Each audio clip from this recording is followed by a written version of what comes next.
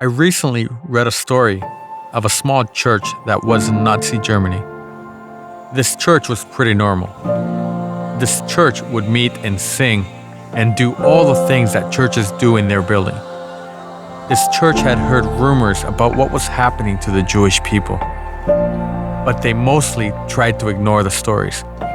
They felt so powerless to stop this Nazi regime. One distinguishing characteristic about this church was that when it was built too close to a set of train tracks. And lately, they would hear the train and its cargo passing by their church more frequently than often. Now, the problem wasn't the train, it was the cargo. For in the cargo, it carried the screams and torments of Jewish captives. The German Christians in their little church could hear the train whistling each time it approached. And they could hear men and women and children screaming for help. Now, these German Christians had heart. The screams of the people would torment them. They knew they had to do something, but they believed nothing they could do would make a difference.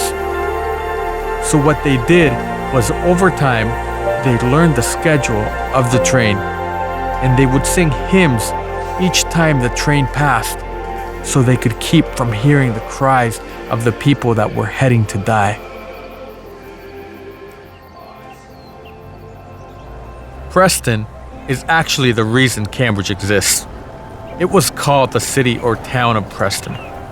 Back in the day, it was very alive and active. And this included the churches that were here more than 100 years ago. This city began to grow, and people began to move out of Preston and head to Galt or Hespeler, leaving Preston as the ghetto of Cambridge. Immanuel City is a new church in Preston, and we are here for Preston. We believe that God is still here in this city. We don't want to be a church that covers its ears to the community, but actually lends a hand to them.